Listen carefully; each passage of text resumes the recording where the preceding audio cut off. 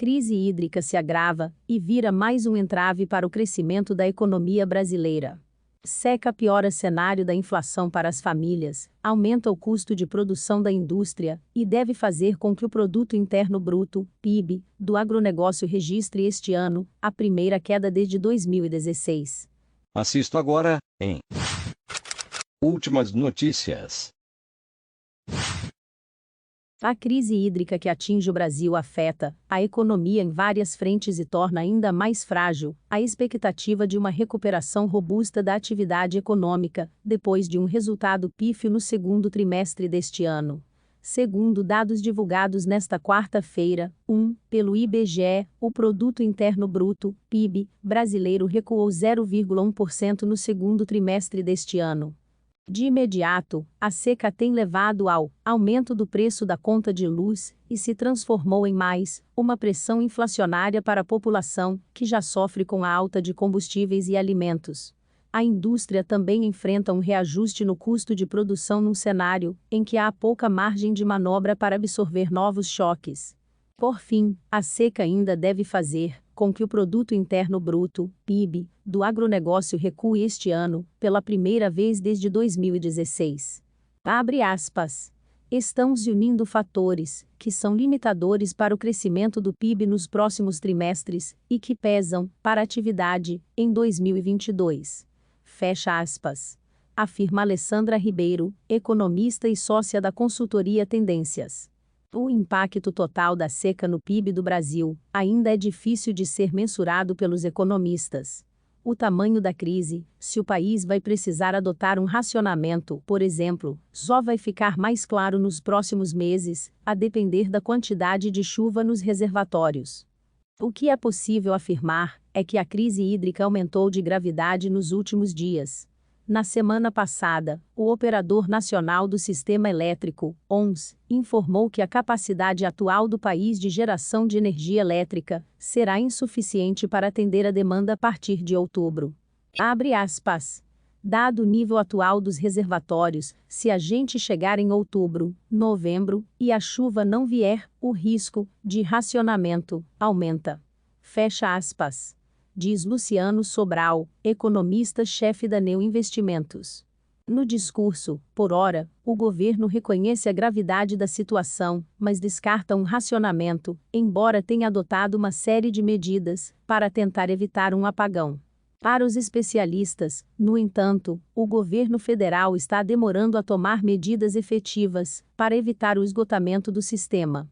Em entrevista ao G1, Renato Queiroz, pesquisador do Grupo de Economia da Energia do Instituto de Economia da Universidade Federal do Rio de Janeiro, UFRJ, afirmou que há atraso na reação do governo diante do problema. Ele entende que mais usinas termoelétricas já deveriam ter sido acionadas. Elas produzem energia mais cara, a partir da queima de combustíveis como óleo ou gás. Abre aspas. Já sabíamos que 2021 seria problemático. E o que deveria ser feito? Segurar água nos reservatórios e colocar mais térmicas para despachar. Por que não faz isso? Porque nossa conta de luz já é muito cara. Fecha aspas. Explicou o pesquisador. Especialistas também apontam alguns erros de planejamento que ajudam a explicar as crises hídricas recentes.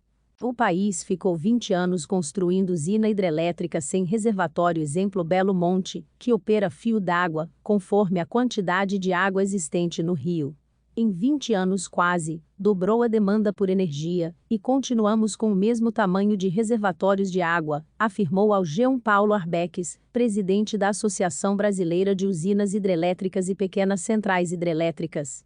Se um eventual cenário de racionamento se confirmar e o governo determinar uma redução de 10% no consumo de energia para todos os setores por um período de um ano, o impacto deve ser de 1,5 ponto percentual no PIB, segundo cálculos realizados pela Genoa Capital. O mesmo exercício mostra que, se o governo optar por um racionamento de 20% apenas, para reduzir o consumo das famílias, também no prazo de um ano, o impacto na atividade seria de 1 ponto. Abre aspas. Pode ser bem complexo fazer essa queda do consumo residencial. Fecha aspas. Afirma o economista-chefe da Genoa Capital, Igor Velecico. Abre aspas. Em anos anteriores, existiam gaps de eficiência, em que era possível fazer a troca de lâmpadas, geladeiras, para economizar. Hoje, esses gaps são muito menores, e há uma parcela maior das pessoas trabalhando em home office. Fecha aspas. Veja em detalhes os impactos da crise hídrica já sentidos na economia brasileira. No dia a dia da população, a crise hídrica já se revela com um impacto direto na inflação. Com os reservatórios em baixa, o Brasil não pode depender apenas das hidrelétricas para garantir o abastecimento de energia no país. A solução tem sido acionar as termoelétricas, aumentando o custo de geração, o que deixa a conta de luz mais cara todo mês. Em 12 meses até julho, a energia elétrica residencial subiu 20,09%, de acordo com o Índice Nacional de Preços ao Consumidor Amplo, IPCA, e o custo da energia não vai cair tão cedo. Na terça-feira, a Agência Nacional de Energia Elétrica, ANEEL, anunciou a criação da bandeira tarifária escassez hídrica. Ela entra em vigor nesta quarta e vai adicionar R$ 14,20 às faturas para cada 100 kWh consumidos. As contas de luz devem subir mais 7%. Quando sobe a inflação, ela reduz o poder de compra dos brasileiros, atingindo diretamente o consumo. E essa subida dos preços é ainda mais perversa para as famílias de baixa renda. Os mais pobres têm uma capacidade menor de absorver esses choques inflacionários, portanto, qualquer aumento de um item essencial provoca um impacto grande no custo de vida da população, que ganha menos no país. Os números do Instituto de Pesquisa Economia Aplicada, IPEA, têm traduzido bem esse movimento. Também nos 12 meses acumulados até julho, a inflação para as famílias de renda muito baixa, menos de R$ 1.650,50 por mês, chegou a 10,05%. Entre os mais ricos, renda maior que R$ 16.509,66 por mês, o avanço foi de 7,11% no mesmo período. Abre aspas. O aumento da energia elétrica afeta o orçamento das famílias e reduz o poder de compra dos brasileiros. Fecha aspas. Afirma Alessandra, da Tendências. Abre aspas. E não é só a energia elétrica. Há outras altas importantes relacionadas à alimentação e combustível, por exemplo. Fecha aspas. A energia mais cara também faz com que a indústria enfrente uma alta de custo na produção. É mais uma entreve para o setor, que ainda não conseguiu se recuperar totalmente dos estragos provocados pela pandemia. No início de agosto, um levantamento realizado pela Confederação Nacional da Indústria, CNI, mostrou que a crise hídrica era uma preocupação para 90% dos empresários do setor.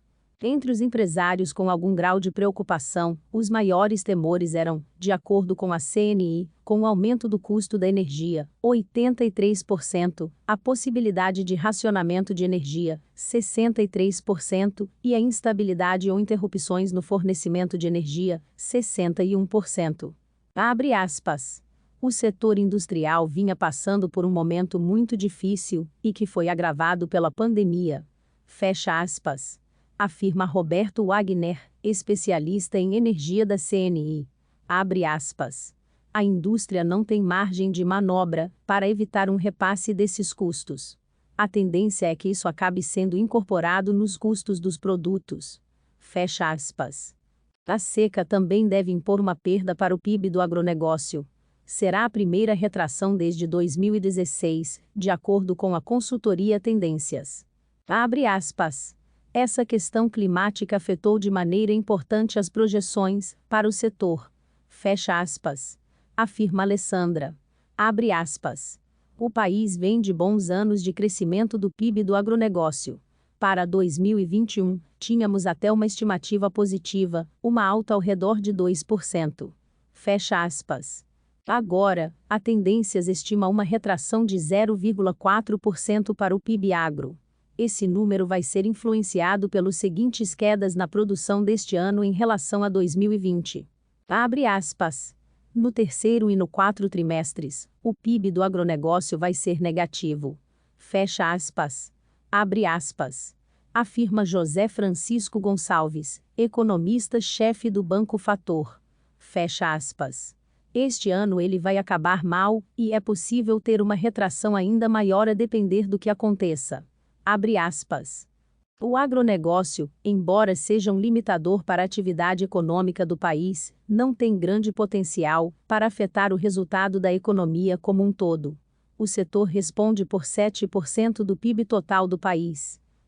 Se inscreva para acompanhar a cobertura desta e de muitas outras notícias. Veja também essas outras notícias que podem ser do seu interesse.